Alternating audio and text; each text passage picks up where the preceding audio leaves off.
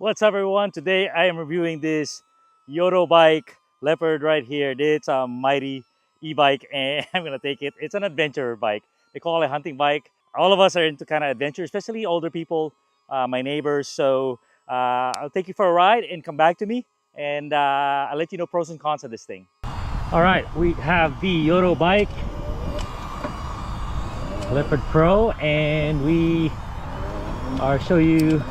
going to show you a little bit of riding right here. And this is the true power of this bike, which is it is a monster truck, meaning it can go everywhere. They kind of designed it for hunting, but really kind of any outdoor adventure is probably what they had in mind with it. As you can see, I'm going on the grass here, but I'm not harming the grass. It has no problem getting traction. A lot of power on this bike. It's a big bike and it's a one size fits all, so I had to fit it for myself. I had to put my own saddle, really push it forward, but once I was able to fit it, then I was doing pretty good. But yeah, here again, untracked area, but this is what this bike's made for. Beach, campgrounds, places where nobody dare ride. Look at this, a lot of pine needles, no problem. Very stable, and you could really adjust your tire pressure. The other thing is, if it's very rough, you could just smooth out the tire pressure. All right, now we take it to the climbing test. This is about a 12% grade road climb, and I have no momentum since I'm putzing with the camera. Put it on level 5, lowest gear, and I find that it's a lot easier if I hold the throttle down. That way it's giving me full boost the whole time and it's able to get rolling. So it could be faster if I had momentum, but just going from a stall, and I find I do have to help out to help it keep its speed, and because here it gets steeper, but not bad. Hub motor means the motor does not benefit from the transmission, so it's on its own. And here now I do dirt and some ruts here in this narrow little path, and it does okay. Has traction, has enough power. I think that's why they offer a higher power version of this, is if you do a lot of hills and really untracked terrain, the power really comes in handy because there's no transmission. Mind you, this is very fast. This e-bike, 28 miles an hour at least on pure throttle power. All right, more steep stuff, and like I said, when you have no momentum, you are super dependent on that motor, and this thing has enough torque.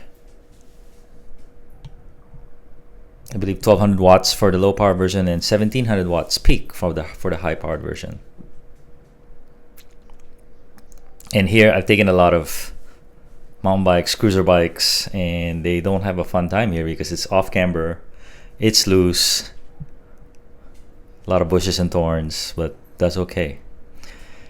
And part of my final test, hope you've been enjoying this, is we go to the railroad tracks, and you could be right by the tracks, super rough, and this thing was smooth as can be with the fat tires and the full suspension.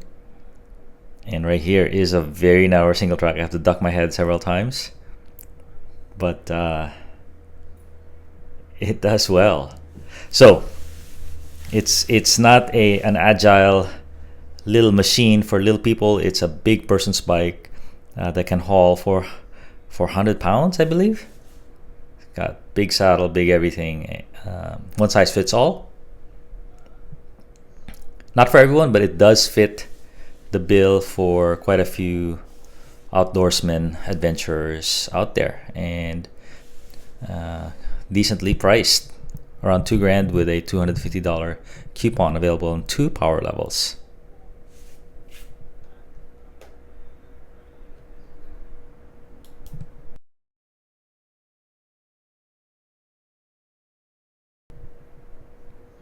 And there you go, more untracked dirt to finish this off. It has 2 available motors and a big battery, 920 watt hours, fat tires, big wheels, big frame, resulting in a heavy bike. So something to keep in mind, but very high payload, kind of a monster truck. Usually I call them SUVs, but this one's a little more like a monster truck. Look at that, I'm not even pedaling since I'm trying to make that turn, and it can really handle it. And finally, a little narrow track here.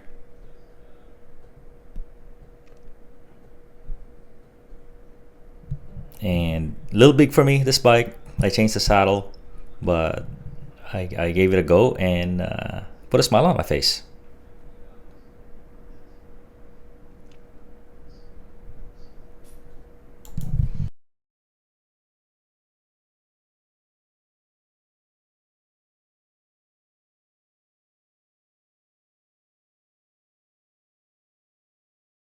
All right, what do you think of that? It's pretty crazy, huh?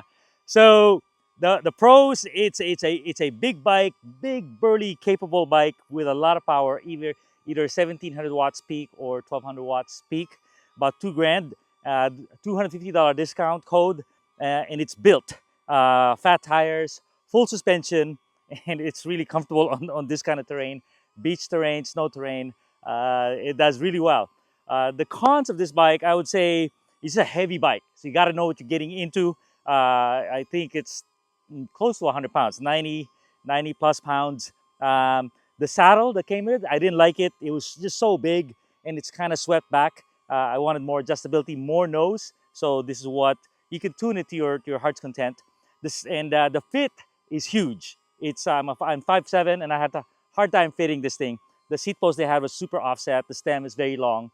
So I just changed the saddle and the seat post, and now I'm able to at least get in the middle of the bike.